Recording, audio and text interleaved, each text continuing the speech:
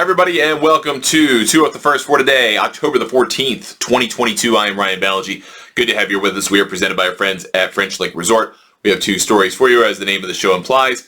One is still a continuation of Phil Mickelson's BS from yesterday, a little bit different part of it because it was quite a large amount of BS spewed from him. It had nothing to do with Alan Shipnick yesterday.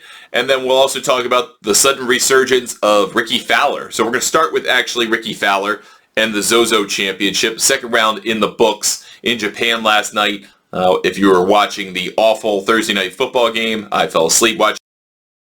Congratulations to the Commanders, I guess, for somehow winning that.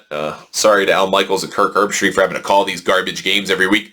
But nevertheless, we had the Zozo Championship on in Japan.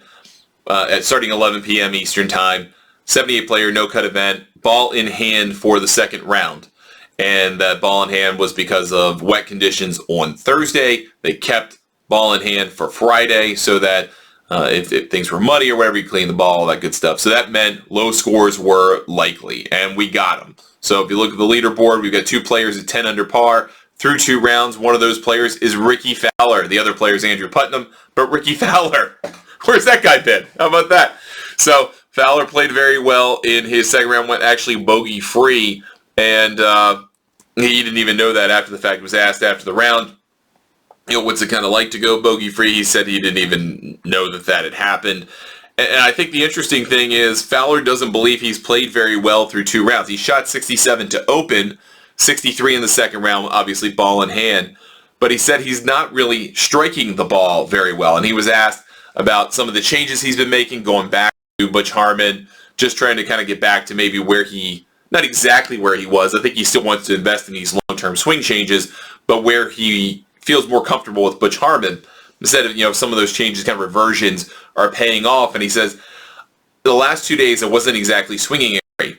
Like I said, I kind of did a good job of managing my way around. I'll get some work in tomorrow before the round and try to exaggerate a few things where I'm a little bit tighter in lines and flights than I want. Like I said, I just did a good job of accepting what I had and kind of moving forward with that. Which, that last part is really pivotal, I think. And it's something that a lot of professional golfers deal with when they're going through change, when they're trying to do something substantially different. Not just little tweaks here and there, but having the belief that what you're doing is going to work, or at least it'll get you through what you need to get through today, or this round, or this hole. And I think there's a big difference for someone like Rickie Fowler of going through something and working with something you feel like has worked successfully in the past, i.e. the Butch Harmon stuff, as opposed to what he'd been working on previously, where maybe he didn't have total buy-in, didn't have total confidence, because he didn't see the results to match up to that. But if you go and say, oh, well, I'm using the Butch stuff, I won the players with the Butch stuff, I became a top 15, 20 player in the world with the Butch stuff, so it should work. I can believe in that. I can buy into that for one round at a time, and hopefully we get things worked out, as he said, for the Saturday round. And I think that's the key difference here in trying to go back to the familiar instead of moving forward with something new. Both are never the same. It's not like you're doing the exact same thing. We all evolve, of course, as golfers, and especially professionals, even though you know what you're trying to accomplish and what the positions are and all those types of things. You're never exactly the same. And I think there's an acknowledgement of that. I don't think that's brand new news to anybody. But for Fowler, I think it is going back to something more familiar feeling is kind of interesting. And then he kind of talked about, how he's tried to manage himself these first couple of rounds. Obviously said he didn't know it was bogey-free. What he said that he felt like he did a good job of maybe not swinging the ball or swinging as well at the ball, but he said he did a good job, quote, I did a good job of kind of just focusing, staying kind of present, trying to keep moving forward. It's always nice to have a clean card. I think that the biggest difference from yesterday to today, obviously not as much moisture. We had a nice dry day. But on top of that, for me, just kind of cleaning up the card and managing my way around really nicely today. And I think that is something that an aggressive player like Fowler, and I'm an aggressive player, obviously not on that, nowhere near that stratosphere of skill, but for players who are aggressive, who are trying to make birdies and eagles, and you have to, right, on the PGA Tour, you can't just get away with pars, but who are especially aggressive to even more difficult pins, who don't necessarily just bide their time and wait for chances, The difficulty is when you have rounds where you get overly aggressive and the performance doesn't match that aggression. That's where you get into trouble. That's where you have difficulty scoring. But when those two things line up, it's a beautiful thing. You score extremely well. For Fowler, he's saying he's not swinging as well, but if he can manage his game around the golf course and wait for those opportunities, that's kind of what he's talking about. Wait for those opportunities to score and then execute. You're doing yourself a great service because you're not going to have typically 4 great rounds in a tournament. 2 or 3 probably if you're going to win. And if you have 2 or 3 good ones, you've got to manage the bad one or the relatively bad one so that you still score well. So in these conditions, with lift clean in place, with ball in hand, to be able to score that well, not feeling particularly great about the technical side of it, I think is a good thing for him. Does that necessarily portend well for the weekend if he doesn't think he's swinging it that well? No.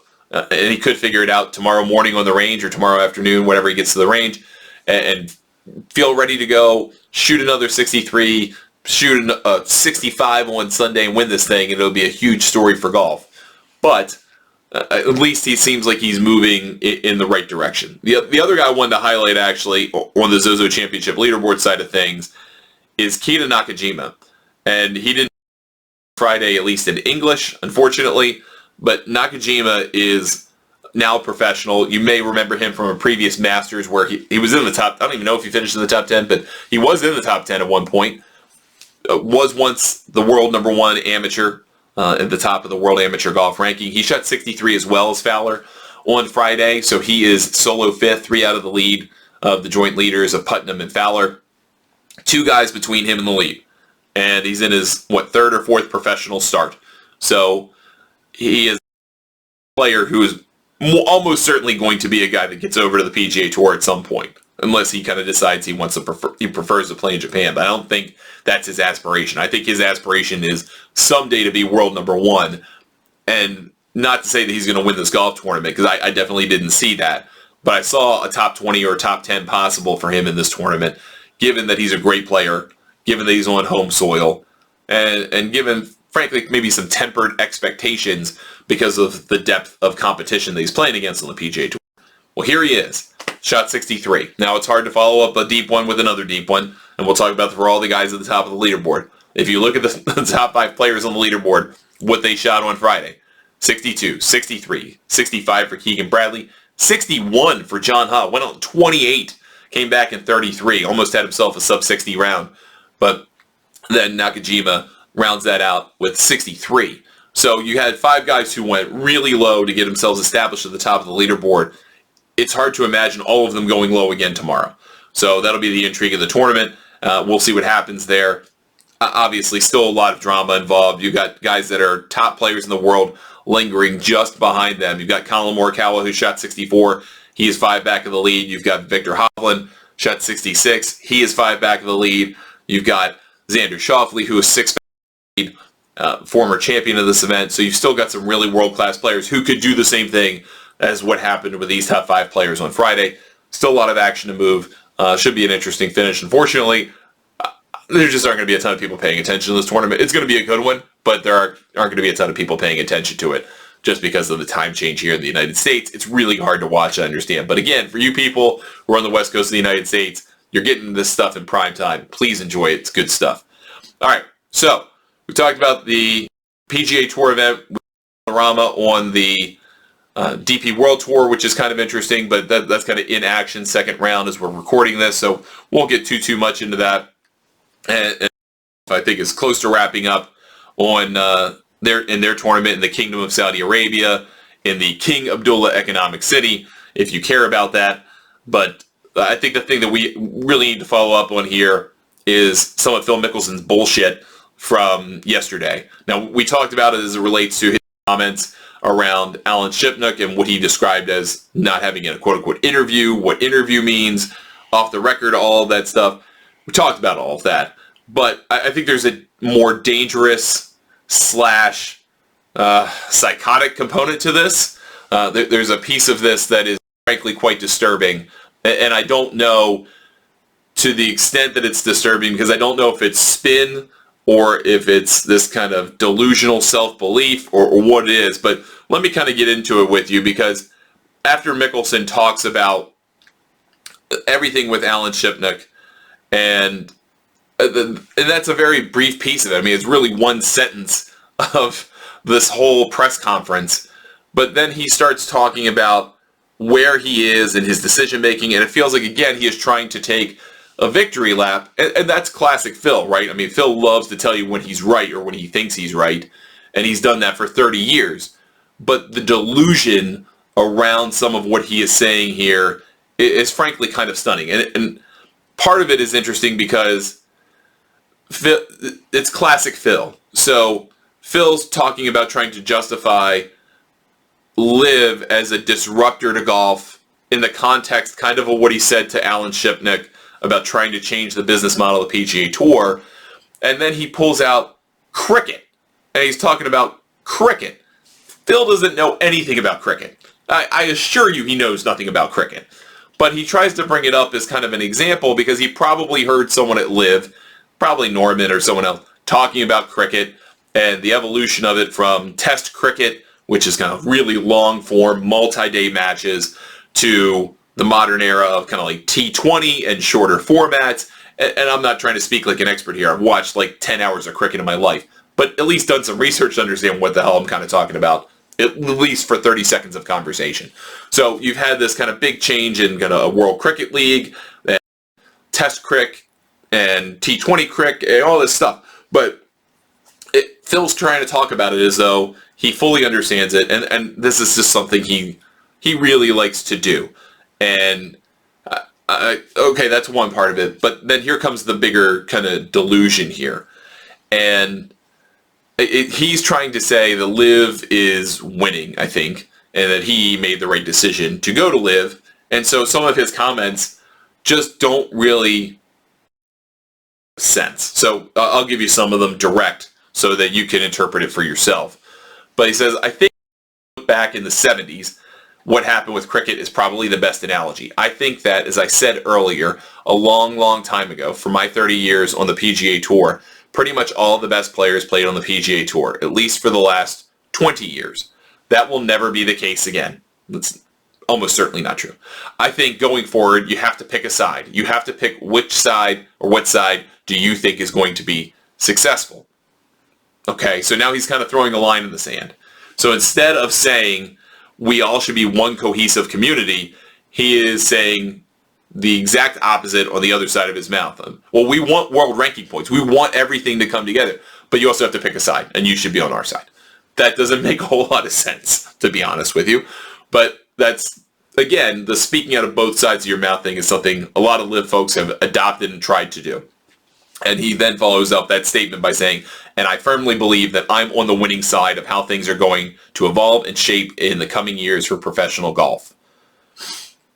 And then skip a paragraph. And I see LIV golf trending upwards. I see the PGA Tour trending downwards. And I love the side that I'm on. And I love how I feel. I love how I'm reinvigorated and excited to play golf and compete. I love the experience. I love the way they treat us. I love the way they involve us and listen to us in decision. I mean, it's so inclusive. It's so fluid that things LIV golf is leading, whether it's shorts, whether it's other aspects of professional golf that are going to change and evolve. Those positions will be led by LIV.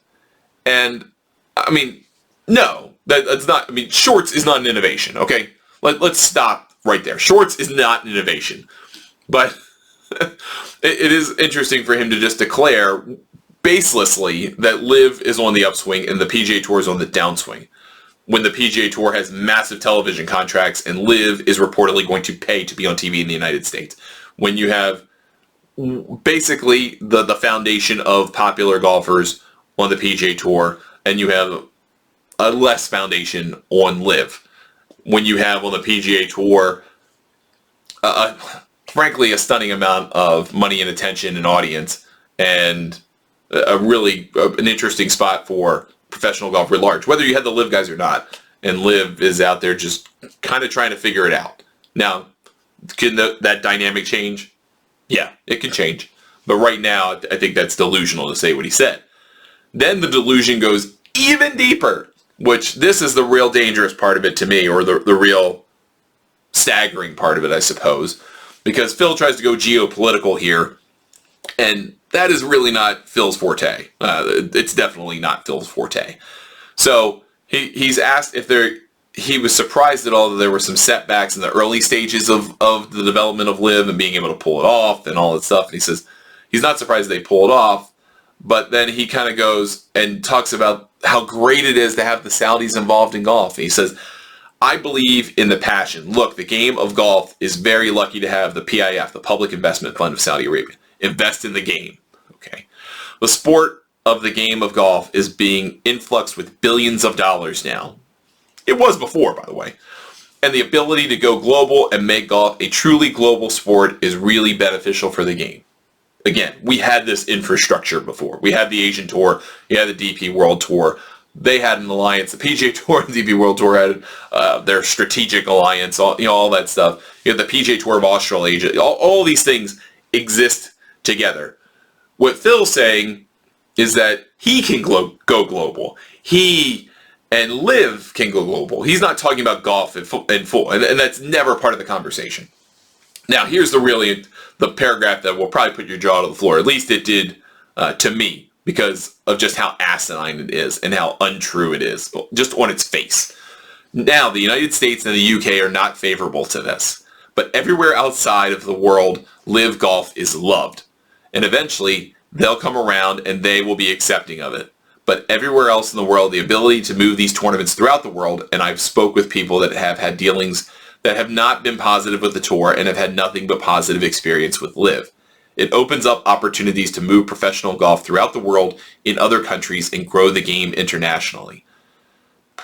Now again, outside of a few countries, the United States and the UK, where it's very negatively viewed currently, that has been changing and evolving already, and in time, in a few years, it will be not only accepted but appreciated, the involvement and the influx of capital into the sport and what it's doing. All of that is patently untrue. I mean, just patently untrue. And it's really interesting to hear Phil spew propaganda that is inaccurate. I mean, not just inaccurate. It goes beyond inaccuracy. It goes to bold-faced lie. And to say that, and then to not expect to get called out for it, and that's probably what he expects. I could just say whatever I want. No one's paying attention anyway. But to be able to say that with a straight face is pretty staggering. And I think that these guys are clearly getting fed bad information, or they just don't care and they're just going to lie through it, kind of tweet through it, so to speak.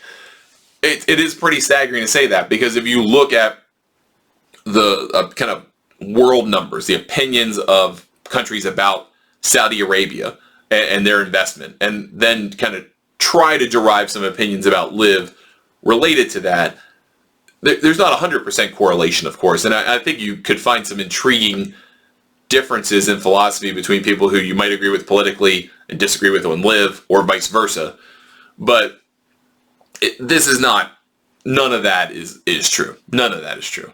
I mean, the United States is generally opposed to Saudi Arabia. So is the United Kingdom. So is Canada. So is a lot of Europe. So is a good chunk of the rest of the world, by the way. But there are pockets, obviously, where Saudi Arabia can be viewed as an actor in a broader world of not great actors. And I think there's been some suggestion about that, like for Anirban Lahiri, for example, where he goes, well, people in India don't really view the Saudis negatively. They view them as just another potential partner, and it's all just kind of a geopolitical game, more or less, is what he implies. And maybe you could feel that way in China. Maybe you could certainly feel that way in Russia. Maybe if you're in an OPEC plus country, something like that. I guess. But generally speaking, I think Phil's trying to minimize the idea that there is a massive kind of base that is going to be anti-LIV because the Saudis are involved, or anti-LIV, just period. But this notion that it's so great to have billions of dollars come in from the Public Investment Fund of Saudi Arabia to benefit specifically 48 people is just, it's stupid. It is absolutely stupid, and it needed to be called out. And I want to appreciate that, not only for this show, but also for the folks at the Fried Egg. Did a really good job with that. I think Brendan Porath talked about it in their newsletter today. We would love for you to subscribe to our newsletter, thebrandnet.com. You can subscribe there. It comes out twice a week.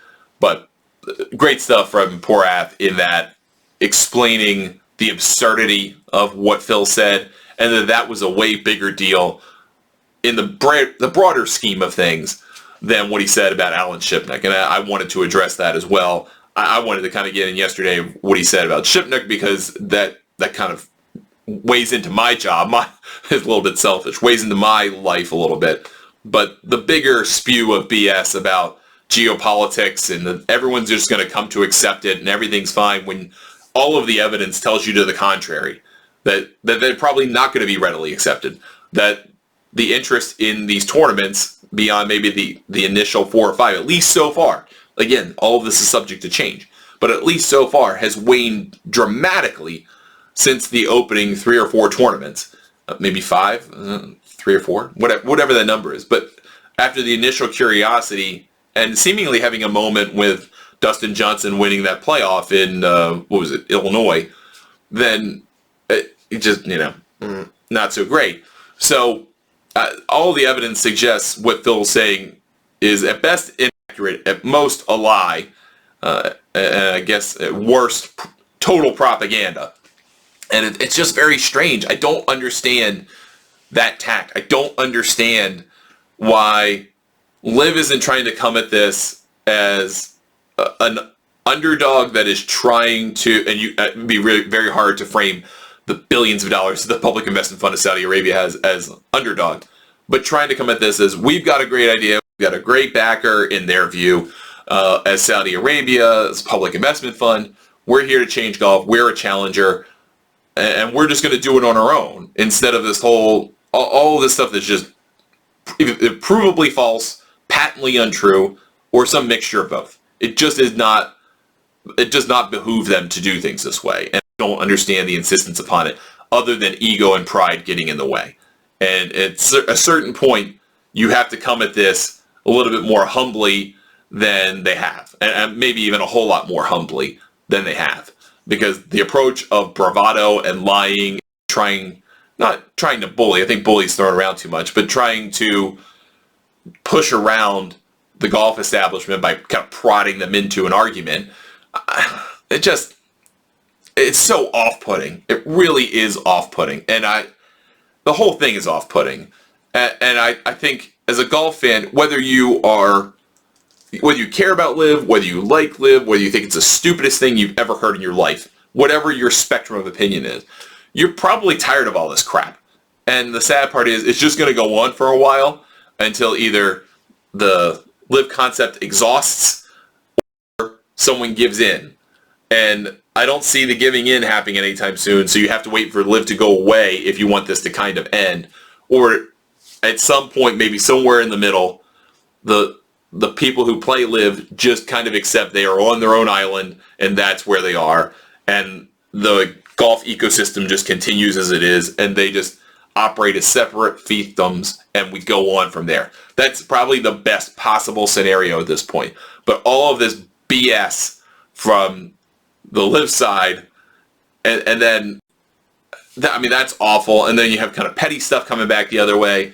I think the best thing that the golf establishment could do at this point is to just say, we're not acknowledging you, and you can just get over that, or you can keep complaining and no one's going to listen anymore. But we are, and I hate to use Big J's mission accomplished speech, moving on.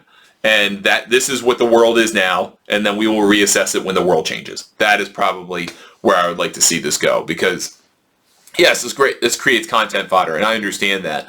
But the reason I kind of talk about this stuff is that I think it's important to talk about it, not because I necessarily love talking about it. I would love to just getting back to the usual machinations and inside baseball, the PGA Tour or the DP World Tour, the LPGA Tour, stuff that's just kind of on its surface, maybe boring, but great for golf geeks. But this is kind of getting into stuff that's just kind of ridiculous. And it has to be acknowledged, but I kind of wish it didn't have to be. All right, that's going to do it for us today on 2 Out the First. Thank you so much for watching or listening to the show. You can watch us on our YouTube channel, golfnewsnet.com. Obviously, listen to us through your favorite podcasting service. Drop us a line or a review. You can get a hold of me on Twitter at Ryan Ballinger. You can find Golf Newsnet on your favorite social media service at the handle Golf Newsnet. We will see you tomorrow. Have a great weekend, everybody.